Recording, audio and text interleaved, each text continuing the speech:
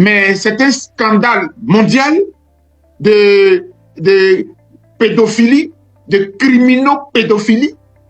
Et donc, il fallait qu'on en parle. Mais en plus, nous avons la chance, toi et moi, d'être aux États-Unis, où l'affaire même prend de l'ampleur, où l'affaire est née.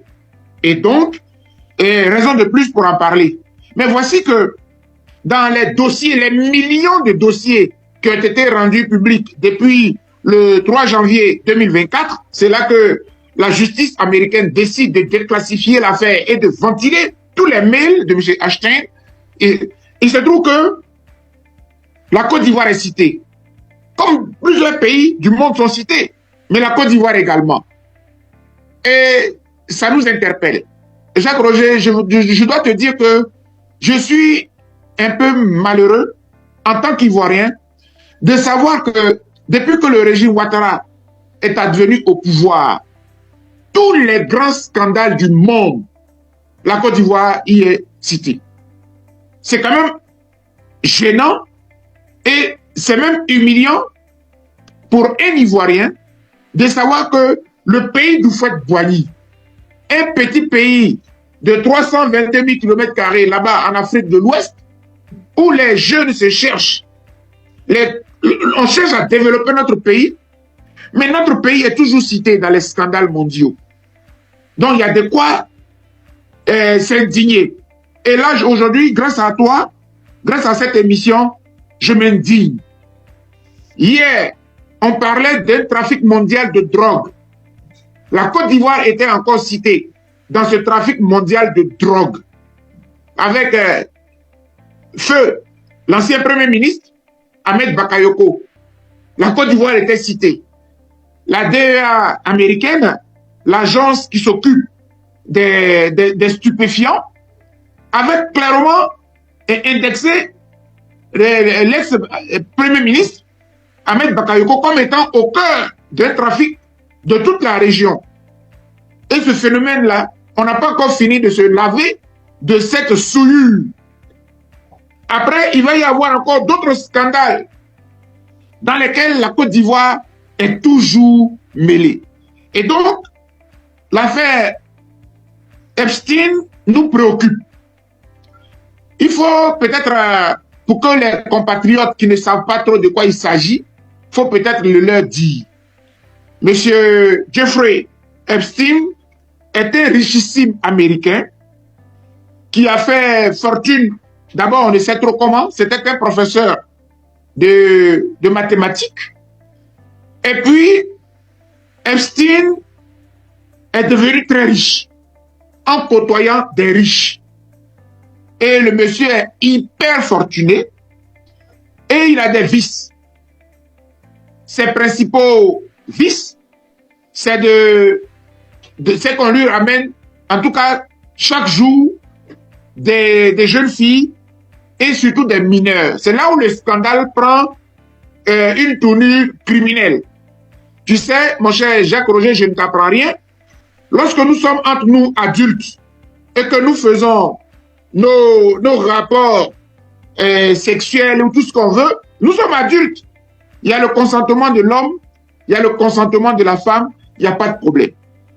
Mais dès l'instant où on en arrive à impliquer des mineurs, c'est un crime odieux, une violation des droits de l'homme, droits des enfants, surtout que ces mineurs-là n'ont pas la majorité pour qu'on sache si elles étaient consentantes ou pas. Et c'est là où le scandale devient grave. Mais je veux encore édifier mes compatriotes. C'est que Epstein, Jeffrey, a réussi à emballer plusieurs personnalités, puisqu'il est multimilliardaire. Et donc, dans son carnet d'adresses se trouvent des présidents, des rois, des premiers ministres, des ministres. Et dans ces dossiers-là, apparaissent des noms de hautes personnalités, dont celui de M. Alassane Ouattara, par le biais de sa soi-disant nièce, mademoiselle Keïta. Madame Keïta, je préfère dire, c'est une dame, par respect, Madame Keïta. Elle est mariée au ministre voilà, Camara. Voilà, voilà. Donc, Madame Nina Keïta. Donc voilà où le scandale nous intéresse. Elle est impliquée dans ce gros scandale-là. Et le rôle et les révélations sont de la façon suivante. Il faut peut-être dire aussi que lorsque les dossiers sont sortis, c'est précisément, comment dirais-je, la plupart des chaînes sérieuses du monde ont commencé à en parler. Donc, RFI ou le journal Le Monde, avec Madame Janet, qui est une correspondante de ces grands médias-là en Côte d'Ivoire. Je la connais au passage, je la salue. Elle est très professionnelle et ce qu'elle nous révèle, elle ne fait que dire ce qui se trouve dans les dossiers et que selon le dossier, selon ce qui est écrit, selon les échanges téléphoniques, Nina Keïta, qui est présentée comme une mannequin, était certainement une entremetteuse, comme une proxénète qui envoyait donc à M. Jeffrey Epstein un certain nombre de jeunes filles. Et comme lui, on connaît sa méthode, ce sont des mineurs, des jeunes filles de 14, 15, maximum 16 ans. C'est comme ça qu'il les préfère. Et l'expression, c'est comme ça qu'il les préfère, est sortie dans le dossier lorsque il est arrivé à Abidjan et qu'il était reçu par Ahmed Bakayoko et un certain nombre de pontes du pouvoir RHDP. Et donc, certainement connaissant ses goûts, on a dû lui trouver des jeunes filles pour le satisfaire, pour satisfaire à ses désiderata. Voilà un peu ce que je peux dire en résumant le dossier. Merci beaucoup. Alors, donc, dans cette situation, que vous inspire, si vous l'avez parlé de ces révélations, hein, disons, sur le plan éthique et politique? Mais ça pose un problème, parce que le scandale est tellement gravissime, parce que vous savez, les questions des droits de l'homme, on ne s'amuse pas avec dans le monde aujourd'hui. Et ça, c'est une violation grave de droit à la dignité. D'abord même, les atteintes à la dignité sont des crimes. Vous savez que le viol fait partie des plus hauts crimes dans le monde. Dès l'instant où la petite est encore mineure et que vous abusez d'elle, mais c'est au-delà même du viol, parce qu'elle n'est pas majeure. Elle n'est pas consentante. On n'a pas la certitude qu'elle est consentante. En droit, lorsque les enfants de cet âge-là doivent être impliqués dans quelque chose, on a besoin de l'autorisation parentale. Or, quand M. Epstein les emmène sur son île vierge du côté de Little St. James, les parents ne sont plus là. Et c'est une île qu'il a créée, qu'il a achetée, qui est close et qui est fermée. C'est une prison à ciel ouvert. Et c'est là-bas qu'il abusait de ces filles-là. Et d'ailleurs, il faut peut-être compléter pour dire que finalement, il a été écroué une première fois en 2008. Il avait été emprisonné. Mais comme vous savez, hein, c'est pas que l'Afrique où la justice est parfois corrompue. Même ici aux États-Unis, le milliardaire avait réussi à faire requalifier les faits, non plus en crime de haut degré, mais simplement en prostitution. Et donc, il avait été condamné à 18 mois. En 2008, il a purgé les 18 mois. Il est sorti, il a récidivé jusqu'à ce que finalement, il soit condamné définitivement. Il soit condamné et dans sa prison, il s'est donné la mort le 10 août 2019. Selon ce qu'on dit. Mais selon d'autres sources, il aurait été assassiné parce que son dossier impliquait plusieurs autres personnalités, dont le président des États-Unis, parce qu'il faut noter qu'il était très ami au président Donald Trump depuis plus de 15 ans. Et le président Donald Trump l'a avoué dans une de ses vidéos, puisqu'il en fait plusieurs. Et aujourd'hui, où l'affaire a éclaté avec les mails qui ont été dévoilés, le président américain semble se démarquer. Mais c'est un peu trop tard, parce que son nom est déjà cité. Et lorsque le président ivoirien est cité, tout Ivoirien a le droit de s'indigner. Donc, dans ces conditions, selon vous, cette affaire pose donc un problème d'image et de la crédibilité de l'État de Côte d'Ivoire et surtout, pourquoi pas, de M. Alassane Ouattara, étant donné que Nina Mais bien sûr. Mais bien sûr. En Angleterre, le frère du roi qui est impliqué a été pratiquement déchu de tous ses titres de la royauté. Parce que c'est une affaire très sale. En d'autres pays, il y a des gens qui ont démissionné.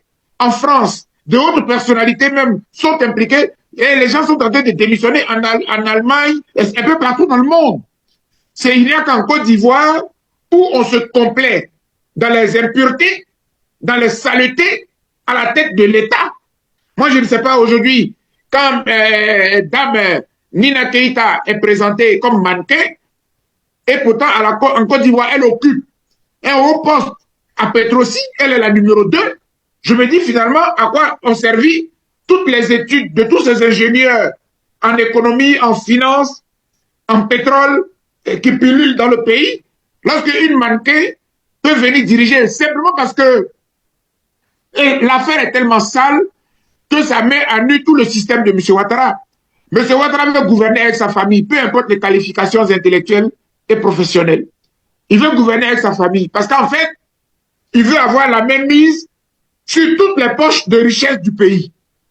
Contrôler Petrosi, contrôler le cacao, contrôler l'or, contrôler tout dans le pays. Mais ça ne marche pas parce qu'il n'y a pas de qualification.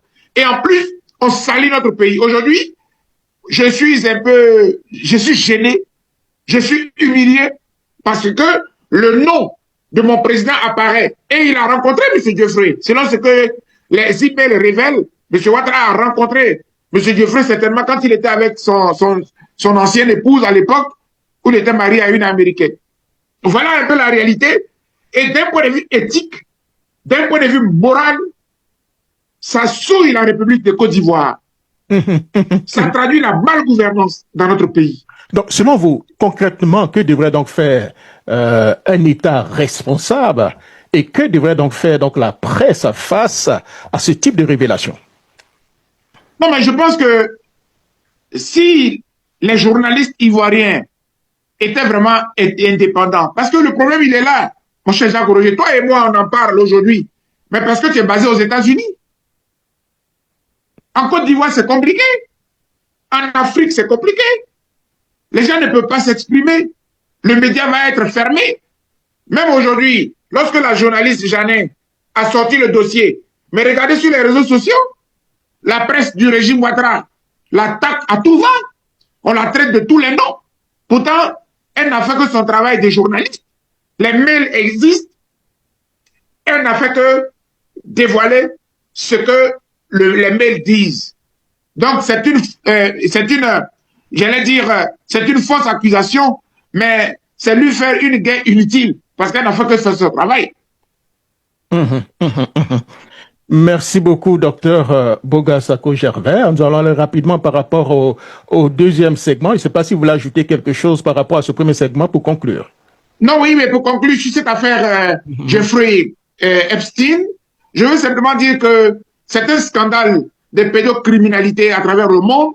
Ça accompagne Dame Maxwell Ghislaine a été arrêtée. Elle est en prison depuis pratiquement maintenant, depuis 2021. Elle est en prison et elle purge une peine de 20 ans de condamnation parce que c'est un crime grave.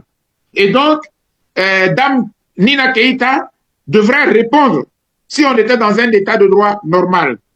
C'est un scandale odieux, c'est un scandale grave. Quels sont les enfants de Côte d'Ivoire, les jeunes filles de 13 ans, de 14 ans, de 15 ans, qui ont été livrés à cet homme-là pour qu'ils s'amusent avec leur vie? C'est triste, mais tant que M. Ouattara est au pouvoir, je ne crois pas qu'elle soit inquiétée, parce que surtout que lui-même, il est cité dans ce dossier. C'est triste et c'est dommage. Et en tant qu'Ivoirien, on ne peut que s'indigner. Alors, je me suis indigné. Vous préférez il a été cité, mais justement, c'est pour des affaires, hein, l'acquisition donc d'avions et autres, mais pas pour... Oui, oui, tout à fait. Affaires, mais voilà. Tout à fait, quand quelqu'un est sale, quand quelqu'un est sale, on considère que son argent même est sale. Il est sale. Voilà. Et donc, on n'a pas de fierté à avoir pactisé avec quelqu'un qui est aussi d'une aussi basse, comment dirais-je, valeur, qui est dans le monde entier, qui est souillé aujourd'hui. Tous ceux qui ont été amis à M. Jeffrey Epstein sont gênés. Ils ont honte. Sauf en Côte d'Ivoire.